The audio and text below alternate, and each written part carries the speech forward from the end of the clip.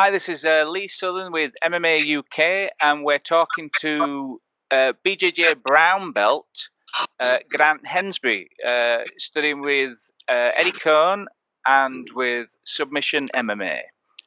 How are you doing today? You okay? Yeah, I'm good, mate. You?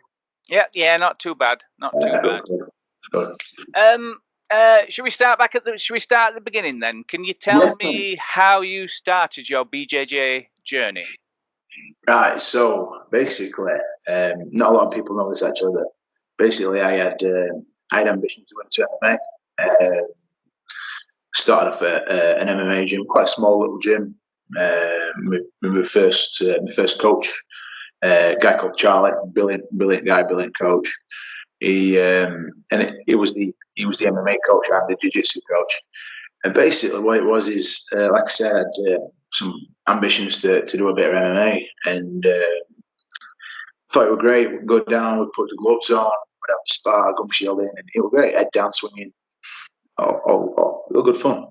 But then when it was the start getting into it, I was getting beat up and just ragdolled by these guys who were like 11 stone, 12 stone, and I was a big guy at the time. I was quite a lot of meat on the bones, and about 16 stone at the time, and I was getting ragdolled and I'm getting submitted left, right, and centre. And it got to a point where I said, I'm done. I'm not doing it anymore. I'm not training MMA anymore while I can't grapple. And I literally stopped. I stopped with MMA and I just concentrated on jiu-jitsu. And that was it. And within weeks, I decided this is it. This is for me. I enjoy this more. And that was it. That's still it. That was back in 2011, March 2011. Yeah. Yeah, nice one. So, how did you end up a student of Eddie Cohn's then? So basically, I said my old coach, Charlie. He used to live down south, and he knew Eddie quite well. He was a student of Eddie's while we were down there. When he moved back up here to my hometown, I started training with him. We got quite close, and we travelled down to Tottenham at the time. Travelled down to Tottenham and trained with Eddie and his guys there. Oh, right, yeah. So was Eddie coming up here, or were you travelling down? A bit of both, really. We travelled down, and then Eddie had come up to do seminars, teach a few hours, and then travel back down. Good fun. All right. Can you tell us a little bit about the lineage then of Eddie Cohn? Yeah, man. It's quite pure, to be honest. He's a black belt under Hoyle Gracie, so it's as close to the source as you could possibly get, to be honest. Hoyle Gracie, Eddie Cohn. It's and then me. That's fantastic, then, isn't it? The grace. Yeah, it's quite good, quite a nice privilege. Yeah. So, yeah. And so, how long you been studying? 2011. March 2011 I started. So 10 years. 10 years. Yeah. Nice one. What's your like? How many events have you entered then? Did you enter events, competitions? Okay.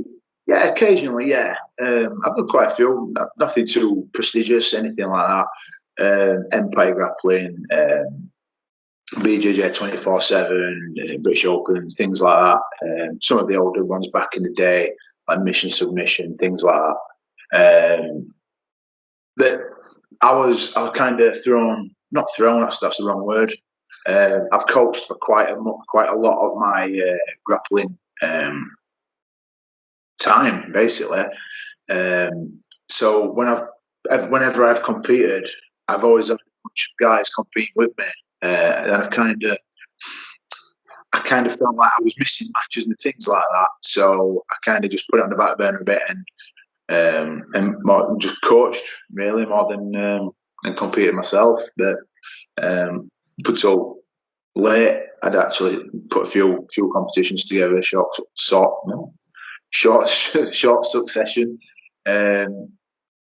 Just a few silvers, nothing. Obviously, we didn't win anything like that, but the fire were there again. And no, we're really looking forward to it. It's nice. Yeah. So, what do you find beautiful about jiu-jitsu then? Where's the beauty for you? I suppose it's the not the ease, because it's probably the hardest thing I've ever done. I mean, that's one of the things why I like it, because it is really, really taxing. It's really hard. It's really technical, and that is one of the reasons why I like it. You do feel when you do something right, it feels good because of obviously the effort you've got to put into do it. But probably one of my favourite things about it is when you convince somebody to come and try it, and when they think they're going to just steamroll everybody, and I've thrown them with a white belt, was been training 3 months and is half the size, and it just murders them. But also when it clicks, and most of my students, actually guys like that, will come in thinking they're going to run through everybody, and it's humbled them. It's really, really humbling, and I think that is the beauty about it. There's no egos. There's no you can't. It's just humbling. Yeah, nice one. Have you got a particular move that you prefer over others? Are you a leg lock or? I do like my leg locks. I'm not a specialist in any one technique or a set of techniques. I do like my Darce chokes. That's what I do seem to catch a lot of people with. Anacondas and Darces and things like that, and it's slightly modified versions of them. They are kind of my bread and butter, really. And most of my team will tell you that. And people who know me, that's what I tend to look for. Just head and arm chokes, just things like that. But like I say, I'm not a specialist in any one area. I like a bit of everything, really. I like to mix it up. Yeah. So, where are you training out of at the moment? Then is it still sub MMA? Yeah. At the minute we're at sub MMA. Brilliant little gym. That's one of the kind of the things what I were aiming at when I started me jiu-jitsu journey, is because I've got a big interest in MMA. I love MMA. It's probably the best sport in the world. I always wanted to be around the MMA guys. I felt like I felt at home, because it's what I wanted to do originally. You never know what. I still train occasionally. Never competed, but I still train because I'm there to help the MMA guys. A few of them you know yourself. I'm there to help them get better. I've had quite a few wins. Just MMA teams, quite a few wins by submission. Quite a few spectacular ones as well, to be honest. And it's all from training with us. It's good. Good, nice little setup. Yes, good guys. Yeah, nice one. So what's behind the EKBJJ Yorkshire then? Is this a nice offshoot straight from Eddie Cohn? Yeah. So what it was is when I started training.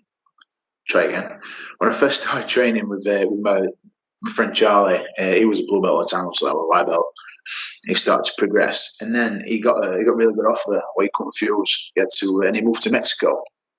Now, it was a bit rubbish for me personally. I lost a good friend. Still talk to him, obviously, but I lost a coach as well. And while training with Charlie, I met a guy called Mark Bottom, really good guy, did a lot for me, and I started training under him, still under EKBJJ. He'd come over when Charlie was still here and everything. It was good, yeah. Charlie left, and he kind of just pulled me to one side and said, "Oh, this is you. You're training longest. You know everybody. Would you like to step in and coach?" So yeah, because if I didn't, kind of like we wouldn't have a team. Yeah. So I said, yeah, definitely. I'll do it. So under tutelage of Mark, that's how I started running the club. And that was back at the Combat Academy in Barnsley. Literally the week before it opened, we moved in there. Before that, we were training at a gym called Quest in Rotherham, and so we were training at Combat Academy, and Mark was training in Sheffield, and I'd visit Mark, and then that month, once a month, he'd come down, teach class for us. I think we were brown belt at the time, and then soon got his black. And yeah, and we were basically EKBJ Barnsley at the time. It was the branch, one of a few branches of EKBJJ North, and that was like the main HQ in the north of England. Obviously, the main headquarters is down in now it's in Walthamstow. So we got a black belt I could go and visit, and he'd come train. He'd come train with me. And then recently he decided he'd been a black belt for a few years, and decided he was going to do his own thing. He left EKBJJ to go on his own journey, and I got contacted by Eddie and asked me if I'd still want to train under him, and kind of be the fly the flag for EKBJJ in the north of England. So I thought, yeah, I will do. I got me started visiting more frequently. I got a brown belt, and I just decided that it was kind of like we left the Combat Academy and moved to Submission MMA to help train the MMA guys. And I kind of just thought it were a good time just to rebrand and reinvest in the gym itself. And because I'm kind of like where the sole gym for Eddie Cohn's north of England. See, how can I word that? Yeah. We're kind of like we're the only gym in the north of England under EKBJJ. We've got one in Wales, some cool guys in Wales. But so I kind of thought, well, we're the only team in Yorkshire, really. So, and that's where it came from, stemmed from there. I'm from Yorkshire. All the guys who train from Yorkshire. It just seemed to make sense at the time. So it came some good reactions from everybody. Everybody liked the new name, liked the logo and everything like that. Yeah. So yeah, it worked quite well, to be honest. Yeah. I mean, excuse me. And I know this year's been a bit of a washout for everybody. So, what you're looking forward to for 2021 then? Like with regards to your training, rest of your journey. Well, we've got quite a few competitions planned for this year. We've got quite a lot. We've got quite a good competition team coming on back end of last year. Entered a couple of events and medalled. So, and everybody were kind of getting up behind it. We've got them all planned out for this year. And obviously that it was a complete washout. But yeah, it's just put a big downer on things, to be honest. But people are still positive. People are still asking me when do I know anything about training, and obviously I don't know the answers to that. Yeah. I mean, because it's full body contact, isn't it? Jiu-jitsu. Yeah. Have you been allowed to train at all? Or Not at all. Wow. No. We could have maybe put some solo drill classes on and had 6 people, but it's not the same. It's just not the same. You can do that in your own home. People have actually, some of my guys have messaged me asking what they can do, and I've given them lots of different videos and explained and thinking different drills, different techniques, different stretches, things like that. Even like things like yoga and stuff like that. What can help? Even to point out bits of strength and conditioning and things like that. That's had quite good feedback. So yeah, but that's as far as we can really go with it, to be honest. So yeah. So as you stand at the moment, then have you got any sponsorship deals in place or anything on the horizon? I was in talks, obviously, but it's kind of just fizzled away, shall we say. It's just not really worked out this year at all. Well, not just for me, obviously, but for the companies involved, and for anybody, to be honest. Yeah. It's been a shocker, hasn't it? It's been a shocker. Yeah. So anyway, then, dude, I thank you very much for your time this evening. I'd like to wish you and your family a happy birthday. maybe a Merry Christmas. Thank you. Nice one, dude. Thank you very much, Grant. Thank you very much. Right, bye. Right, so we're out now. Nice one. Thank you very much for that. No worries, mate. Anytime. I'll get on edit. I'll send you a link tomorrow. It'll probably go up on website tomorrow, like first thing. Yeah, man. Yeah. So so nice one. Thank you very much. Thank you. Yeah, cheers. No worries, mate. Anytime. Yeah, nice one. Right, cheers, dude, mate. I'll catch you later. Bye. See you later.